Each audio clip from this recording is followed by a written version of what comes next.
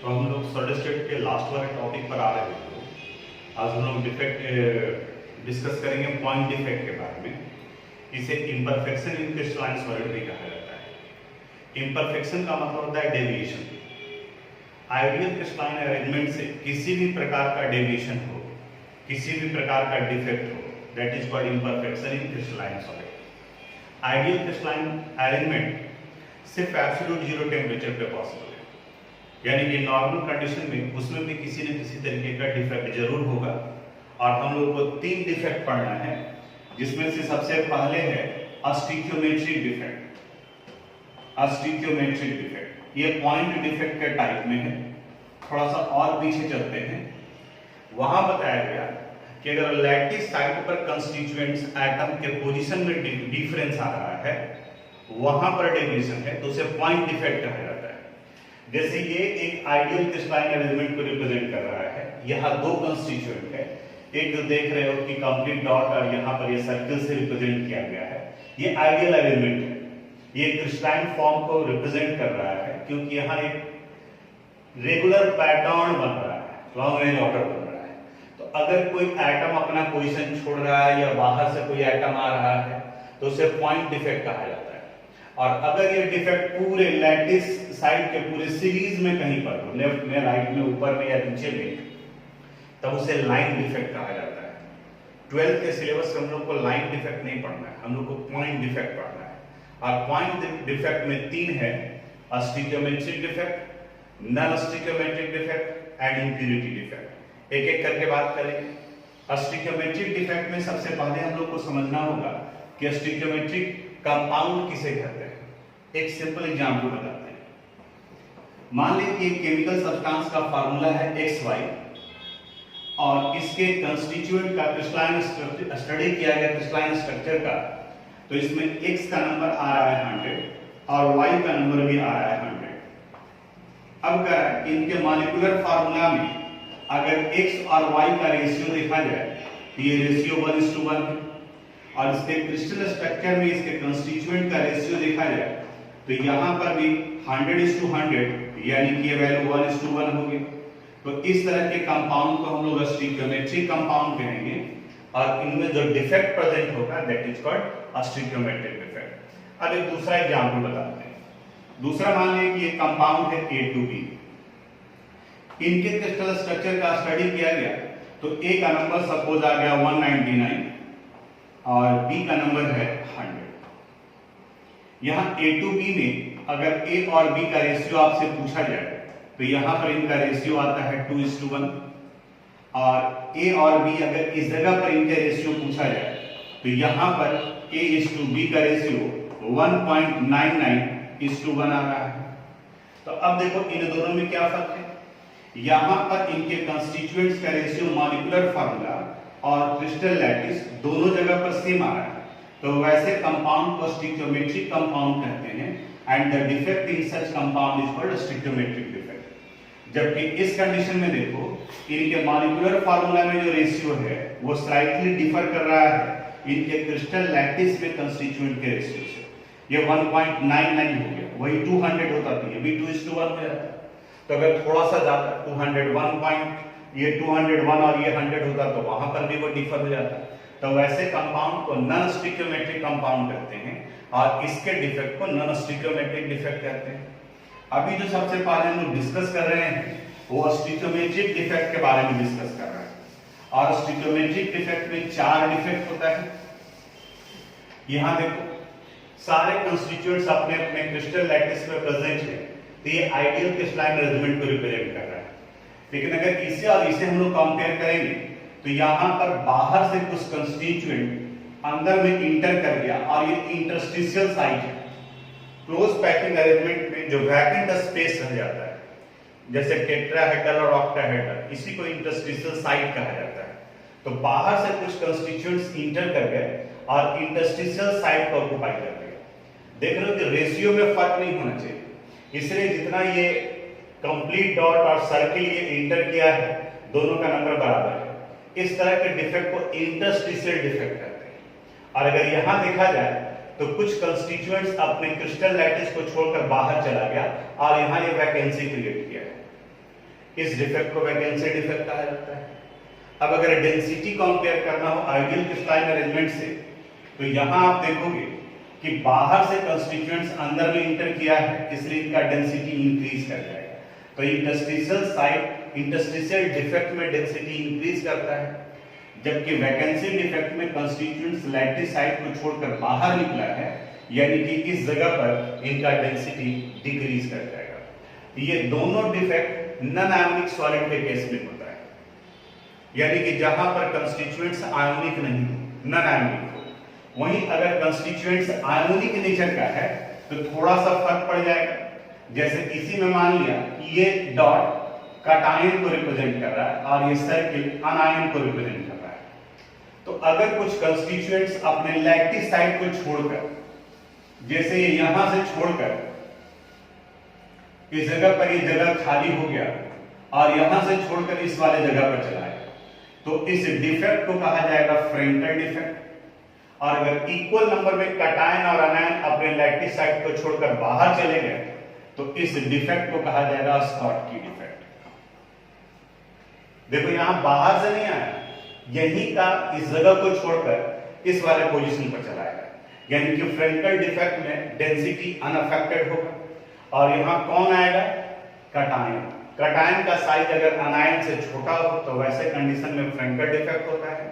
अगर कैटायन और अनायन दोनों का साइज ऑलमोस्ट आइडेंटिकल हो तो उस कंडीशन में स्कॉटकी डिफेक्ट आता है।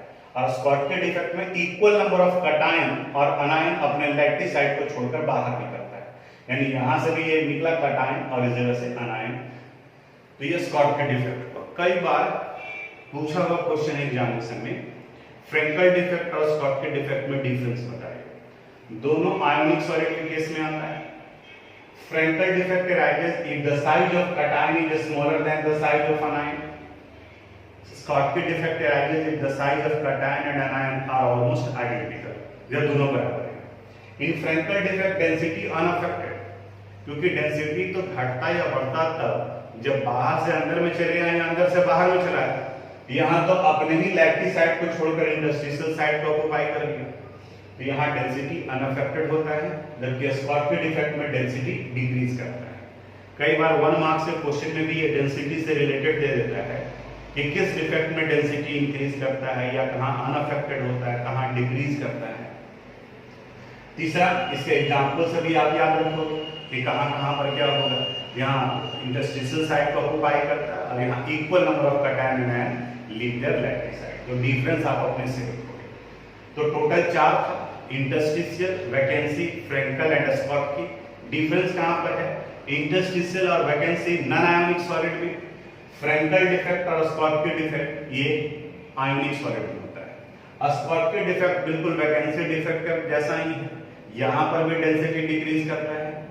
फ्रेंकल डिफेक्ट मैच करता है इंटरस्टिशियल डिफेक्ट से, लेकिन एक डिफरेंस है, इंटरस्टिशियल डिफेक्ट में बाहर से कंस्टिट्यूएंट अंदर आए थे, जबकि फ्रेंकल डिफेक्ट में अपने ही लैटिस साइट को छोड़कर ये इंटरस्टिशियल साइट को ऑक्युपाई कर गया है। तो ये इतना था इसके स्टिक्योमेट्रिक डिफेक्ट से रिलेटेड, जहां पे ये 4 डिफेक्ट आया। अब इसके बाद में एक और बी में देखे होंगे आप, जहां इंप्यूरिटी डिफेक्ट के बारे में बात कर रहा है। यहां मान करके चलते हैं कि ये डॉट Na+ को रिप्रेजेंट कर रहा है, सोडियम आयन, और ये सर्किल Cl- को रिप्रेजेंट कर रहा है, यानी कि आयोनिक सॉलिड को रिप्रेजेंट कर रहा है। कहा जाता है कि जब सोडियम क्लोराइड को हीट कर रहे होते हैं, मोल्टेन सोडियम क्लोराइड को, in the presence of strontium chloride SrCl2, SrCl2 को अगर आयोनाइज करोगे तो ये आयोनाइज करेगा Sr2+ प्लस 2Cl-। तो बाहर से कुछ स्ट्रोंशियम इसके क्रिस्टल में आ जाता है, अंदर में आ जाता है, और Na+ को हटाकर उसकी जगह पर जुड़ जाएगा। अब जरा देखो, NaCl जब आयोनाइज करता है तो ये देता है Na+ प्लस Cl-, यानी सोडियम के ऊपर में 1+ चार्ज है और स्ट्रोंशियम के ऊपर में 2+ चार्ज है।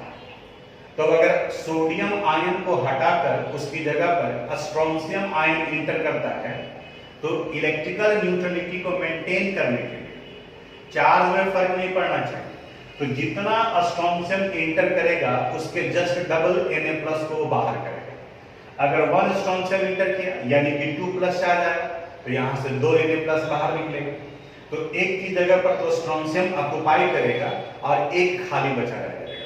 उसी तरह से अगर 10 स्ट्रॉन्शियम आयन एंटर करता है, 10 स्ट्रॉन्शियम आयन एंटर करता है तो 20 Na+ को रिमूव करेगा और 10 वैकेंसी क्रिएट कर देगा वहां पर। यानी कि ऐसे कंडीशन में कैटायन वैकेंसी का नंबर स्ट्रॉन्शियम आयन के बराबर में आएगा, यानी जितना आएगा। आपके बुक में एक क्वेश्चन है 10⁻³ मोल परसेंट स्ट्रॉन्शियम क्लोराइड SrCl2, यानी कि स्ट्रॉन्शियम आयन कर सकते हो यहां पर Sr2+ ion इंटर्स into crystal lattice of sodium chloride. तो पूछा जा रहा है कि कैटायन वैकेंसी कितना होगा। अब वही कंसेप्ट यहां पर भी हम लोग देखेंगे, number of strontium ion Sr2+ ion. यहां ध्यान से समझना, ये 10⁻³ मोल परसेंट ही मेन है। ये आ गया 10⁻³ मोल परसेंट। देखो तो इसी को हम लोग लिख सकते हैं 10⁻³ बाई 100 मोल।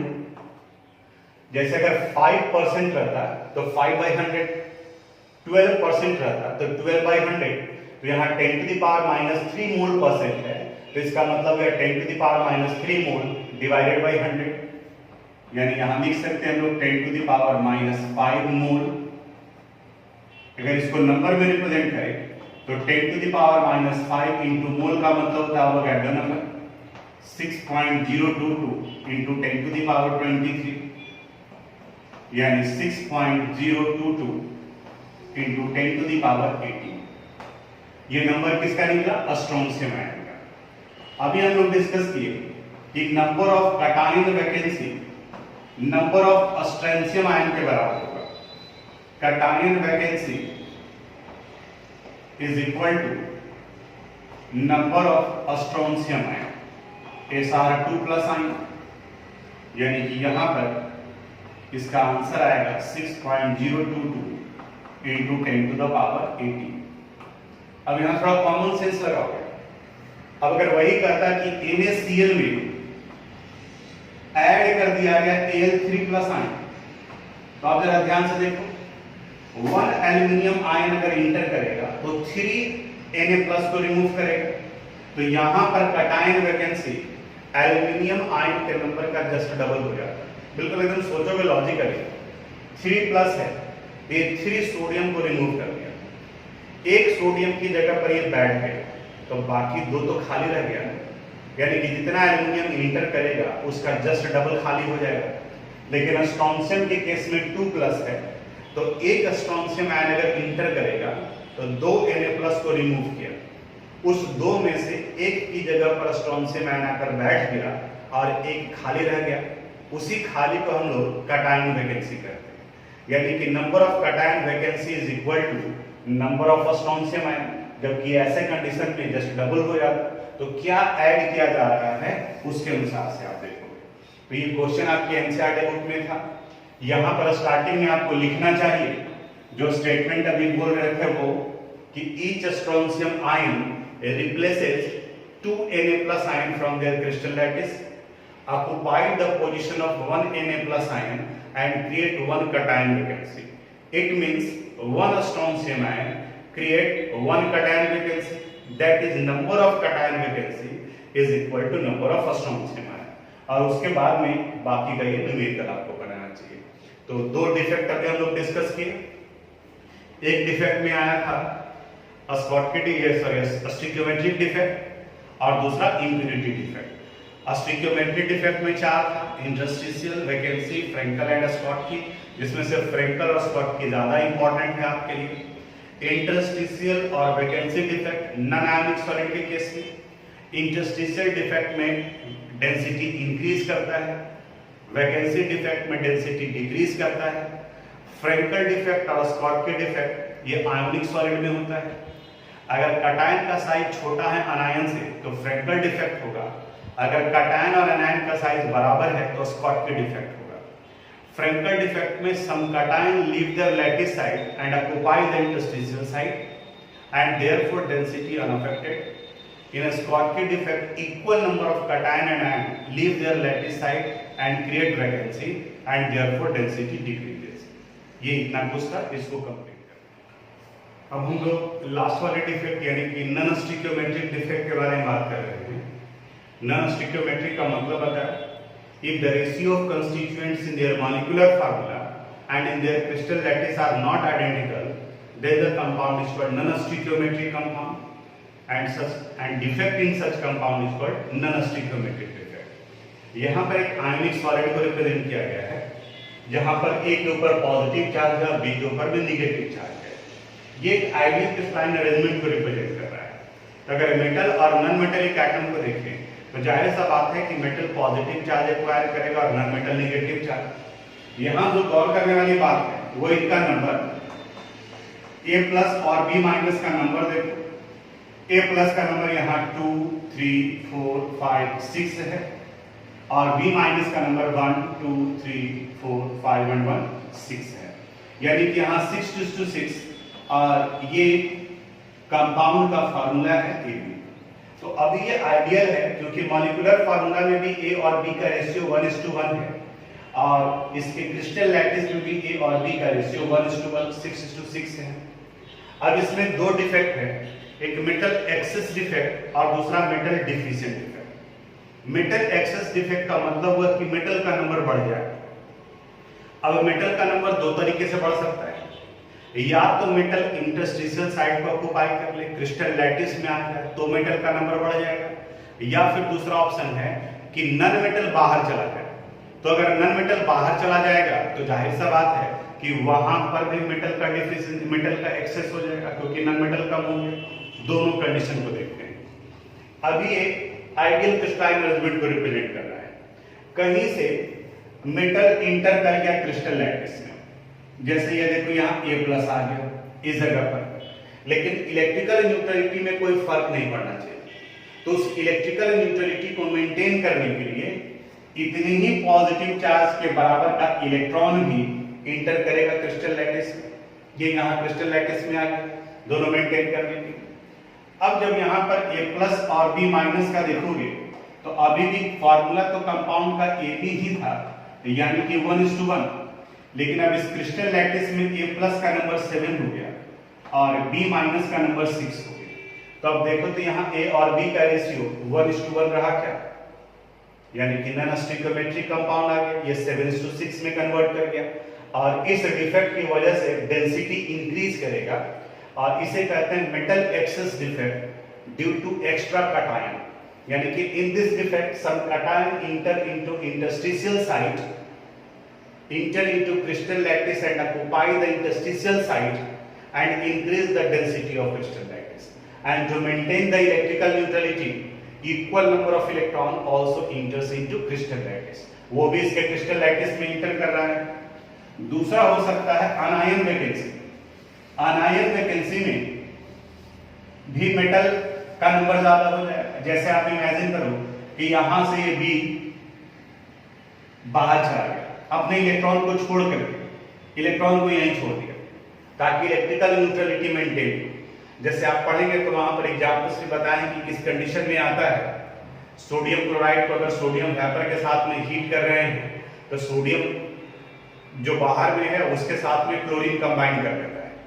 अब ये इलेक्ट्रॉन जो यहाँ ट्रैप्ड हो गया, इसी ट्रैप्ड इलेक्ट्रॉन को F सेंटर कहा जाता है और ये F सेंटर की वजह से क्रिस्टल कंपाउंड में कलर एराइज होता है। जैसे सोडियम क्लोराइड का कलर येलो हो गया, जब लाइट पड़ता है तो ये इलेक्ट्रॉन उस एनर्जी को एब्जॉर्ब कर एक्साइटेड स्टेट में यानी कि मूव कर रहे होते हैं, तो रिफ्लेक्टेड रेडिएशन कलर शो करेगा। खैर अभी हम लोग इसके चार्ज में कोई फर्क नहीं पड़ा। अब यहाँ पर A+ का नंबर देखोगे तो 6 होगा और B- का नंबर देखेंगे तो 5 होगा और फिर देखिए कि नॉन स्टिकियोमेट्रिक कंपाउंड में कन्वर्ट करेंगे। तो इस तरह के डिफेक्ट को हम लोग नॉन स्टिकियोमेट्रिक डिफेक्ट कहेंगे।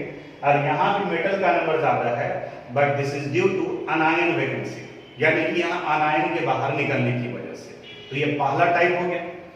दूसरा टाइप है अभी हम लोग मेटल एक्सेस डिफेक्ट पढ़ रहे थे, अब आएगा metal deficiency defect. Metal deficiency defect में मेटल को बाहर जाना होगा, तो इस कंडीशन में कुछ मेटल अपने लैटिस साइड को छोड़कर बाहर चले गए, वहां बाहर चला गया। तो जहां पहले ए का नंबर 6 था, अब ए प्लस का नंबर 5 हो गया। अब इलेक्ट्रिकल न्यूट्रलिटी मेंटेन करना है, एक पॉजिटिव बाहर चला गया है, तो उसको बैलेंस करने के लिए इसी क्रिस्टल लैटिस का कुछ कंस्टिट्यूएंट्स हायर ऑक्सीडेशन स्टेट को एक्वायर कर लेता है, यानी कि 1 प्लस की जगह पर कितना हो गया 2 प्लस। तो अगर नंबर देखें तो अब ए प्लस का नंबर 4 हो गया, ए 2 प्लस का नंबर 1, यानी कि 4 एंड 1 कितना हुआ 5, जबकि बी माइनस का नंबर 6 है। तो देखो अभी मेटल का डिफिशियंसी हो गया। चार्ज देखो तो बराबर होगा, यहाँ 4 प्लस और 2 प्लस, ये 6 प्लस है और ये 6 माइनस है, तो चार्ज बराबर ही होगा, लेकिन नंबर कटायन का कम हो गया आनायन के कंपैरिजन में, तो इसे हम मेटल डिफिशियंसी डिफेक्ट करते हैं। और इससे रिलेटेड आपके बोर्ड एग्जामिनेशन में पूछा हुआ एनसीईआरटी का एक बहुत इंपॉर्टेंट क्वेश्चन है, जहां दिया हुआ है क्वेश्चन में Ni 0.98 O 1.00। तो देख रहे हो बनना चाहिए था फार्मूला निकेल ऑक्साइड का NiO, लेकिन यहां नंबर है 0.98। इसका मतलब ये हुआ कि ये मेटल डिफिशियंसी डिफेक्ट को शो कर रहा है, मेटल का नंबर कम हो गया। तो अब कहा जा रहा है कि इसमें से कितना फ्रैक्शन Ni2 प्लस के फॉर्म में है और कितना फ्रैक्शन Ni3 प्लस के फॉर्म में है, वो निकालना है। तो उस वाले क्वेश्चन पर आएंगे। तो अभी हम लोग पॉइंट डिफेक्ट पूरी तरह से कंप्लीट कर लिए, इतना सिलेबस में था आपका। डायग्राम आप वीडियो को रोक करके जहां जहां पर जैसे बताए हैं उस जगह पर आप ड्रॉ कर लोगे। Interstitial defect, vacancy defect, Frenkel defect, Schottky defect, impurities defect, metal excess due to extra cation, metal excess due to anion vacancy and metal deficiency defect due to cation vacancy. तो ये इतने का diagram आप note कर लीजिएगा। अब हम लोग एनसीईआरटी का एक क्वेश्चन जो अभी बात कर रहे थे मेटल ये नॉन स्टिकियोमेट्रिक डिफेक्ट, उससे रिलेटेड है, बहुत इंपॉर्टेंट है। एक्सरसाइज का क्वेश्चन नंबर 1.16 यहां कह रहा है analysis shows that nickel oxide has the formula Ni 0.98 O 1.00 O 1.00. What fraction of nickel exists as Ni2 plus and Ni3 plus है?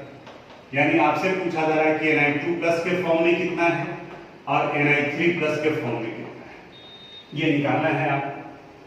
अब एक चीज ध्यान देना, निकेल ऑक्साइड का नॉर्मल कंडीशन में निकेल ऑक्साइड का फार्मूला NiO होना चाहिए था, और इस NiO में ऑक्सीजन का ऑक्सीडेशन नंबर -2 और निकेल का ऑक्सीडेशन नंबर +2 होता है।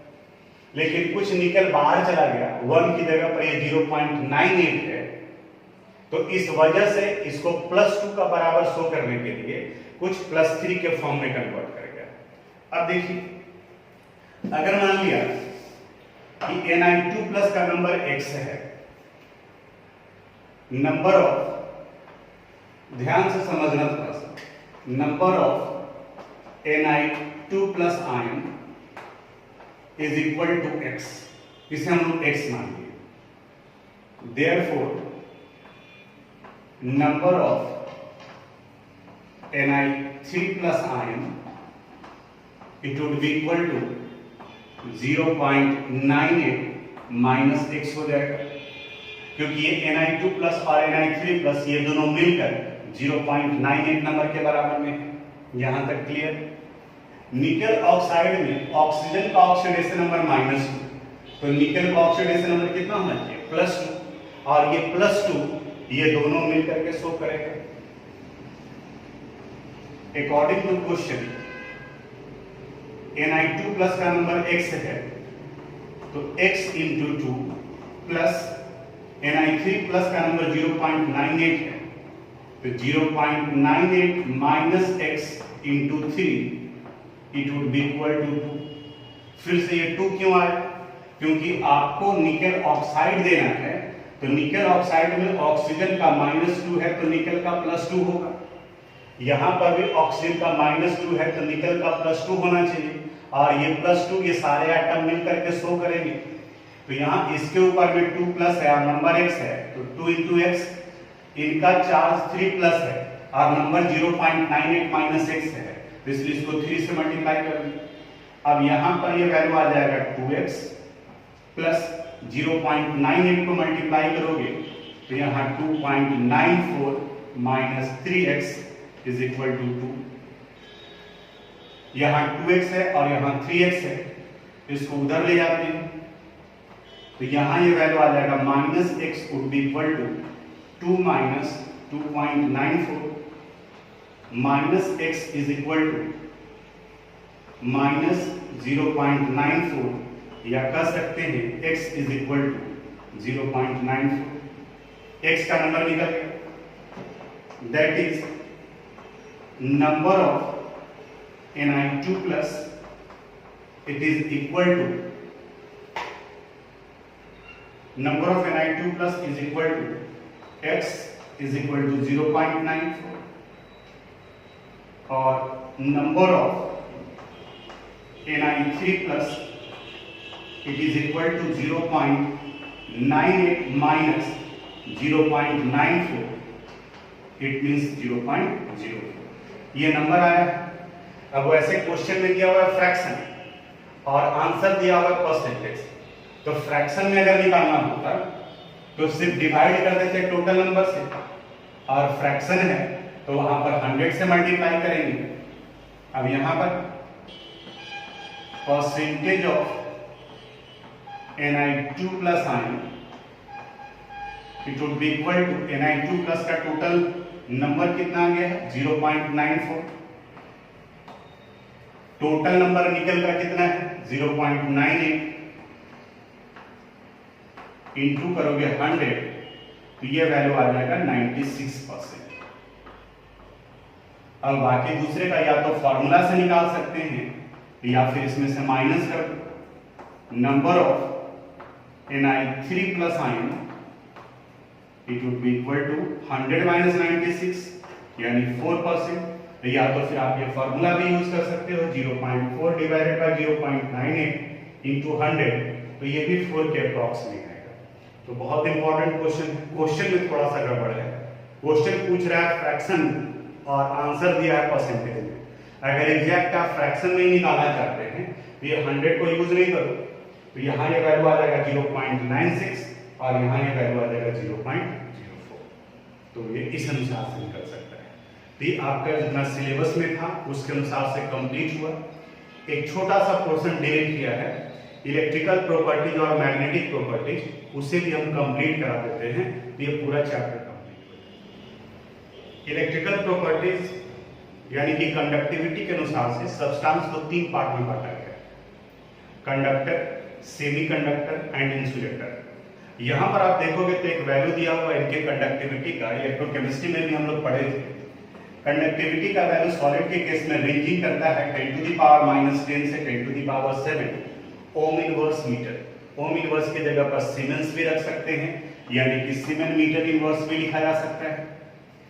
अब अगर 10⁻7 कंडक्टिविटी है तो उन्हें कंडक्टर कहा जाता है।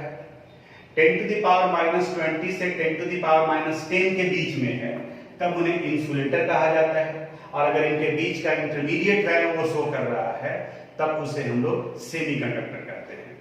ये कंडक्टिविटी के रेंज के अनुसार से। लेकिन इस टॉपिक में यहां डिस्कस करने के पीछे एक थ्योरी है, बैंड मॉडल थ्योरी।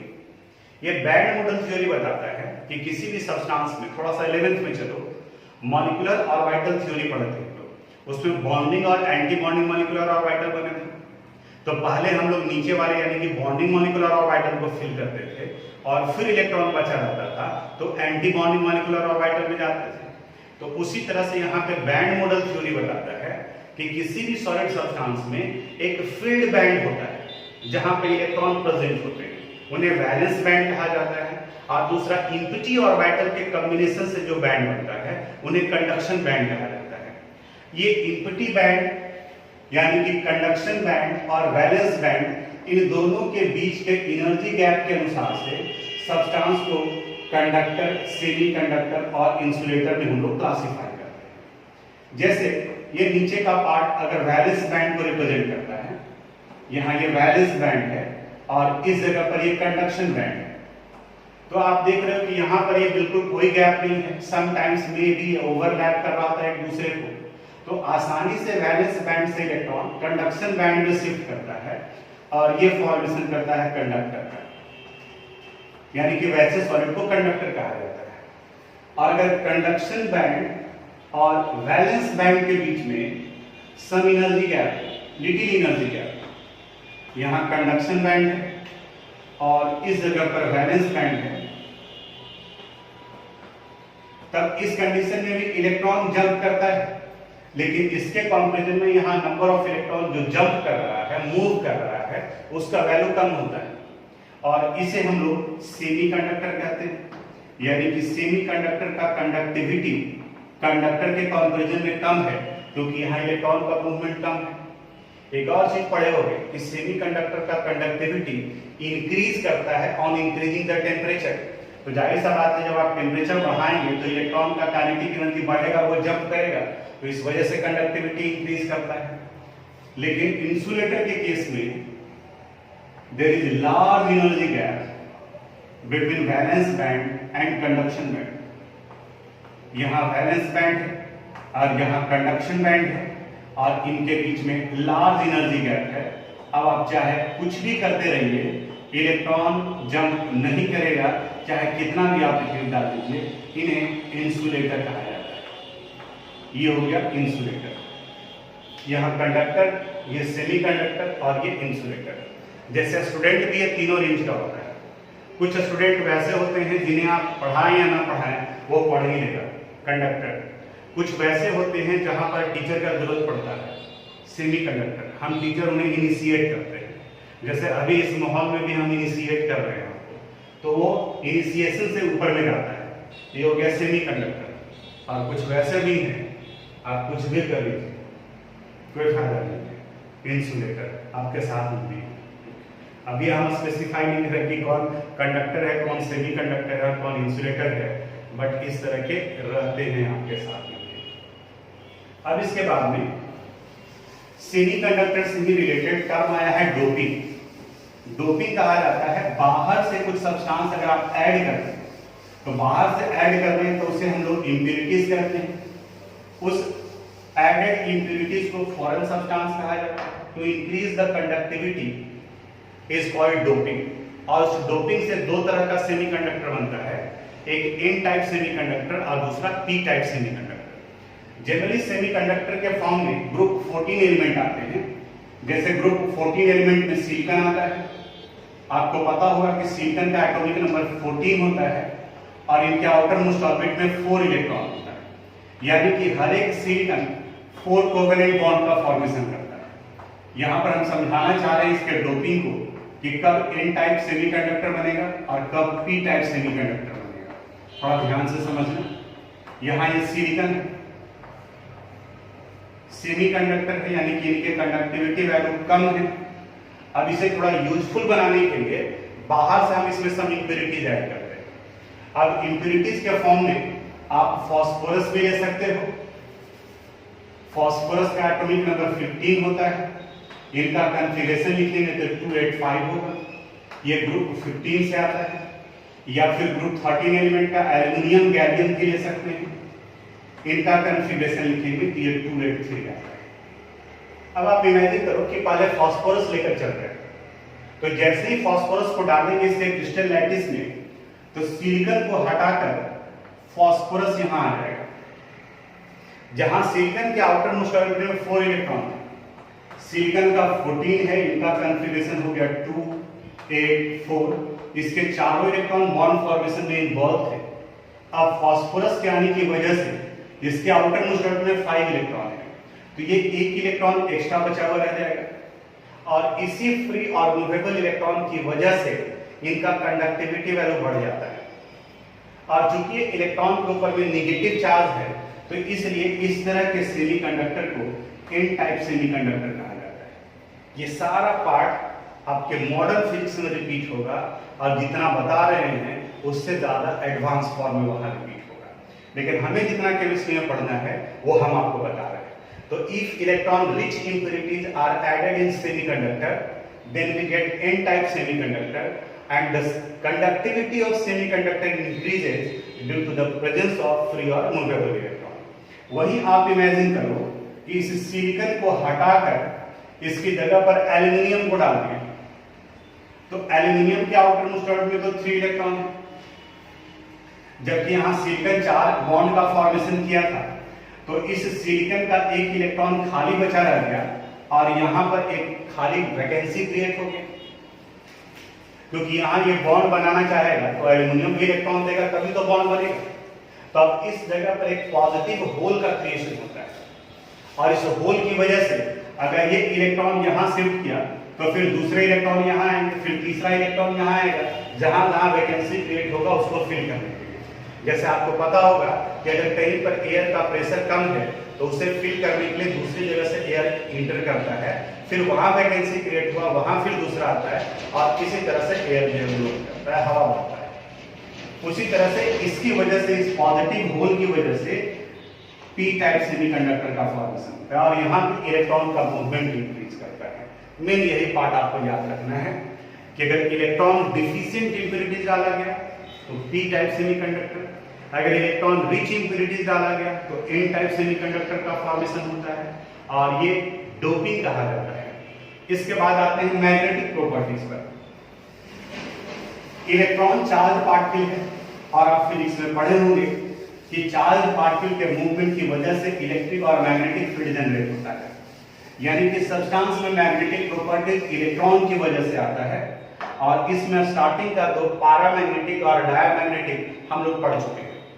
अगर एक भी अनपेयर्ड इलेक्ट्रॉन है किसी सब्सटेंस के पास में तो उन्हें पैरामैग्नेटिक कहा जाता है, और अगर सारे इलेक्ट्रॉन पेयर्ड अप हैं तो उन्हें डायमैग्नेटिक कहा जाएगा। मेन यहां डिस्कस करना है हम लोग को ferromagnetic, anti ferromagnetic and ferrimagnetic. Ferromagnetic ये एक नया टर्म है। यहां बताता है कि मेटल के केस में, मेटल को थोड़ा सा याद करो, थर्ड में हम लोग पढ़े थे इसी चैप्टर में कि positive kernels in sea of movable electron होता है। ये पॉजिटिव कर्नल, छोटे छोटे आयंस जब एक जगह पे ग्रुप्ड हो जाते हैं तो उसी वो एक छोटे मैग्नेट की तरह बिहेव करते हैं, जिन्हें माइक्रोस्कोपिक डोमेन कहा जाता है। तो यहाँ इलेक्ट्रॉन की बात नहीं करते हम लोग, माइक्रोस्कोपिक डोमेन की बात करते हैं। ये माइक्रोस्कोपिक डोमेन लिटिल मैग्नेट होता है जो आयंस के ग्रुप्ड होने की वजह से होता है। नॉर्मल कंडीशन में ये रैंडमली बिखरे हुए होते हैं, इस वजह से सब्सटेंस मैग्नेटिक प्रॉपर्टी शो नहीं करता है। लेकिन जब इसे मैग्नेटिक फील्ड में ले जाते हैं और अगर ये सारे के सारे माइक्रोस्कोपिक डोमेन एक ही डायरेक्शन में अलाइंड हो गए, एक ही डायरेक्शन में अलाइंड हो गए, इस तरीके से अरेंज हो गए, तब इन्हें फेरोमैग्नेटिक सब्सटेंस कहा जाता है। और मैग्नेटिक फील्ड हटाने के बाद में ये परमानेंट मैग्नेट का फॉर्मेशन करते हैं।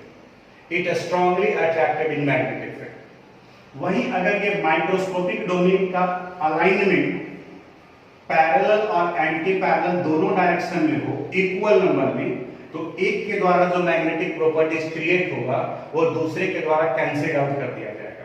इन्हें कहा जाता है एंटी फेरोमैग्नेटिक,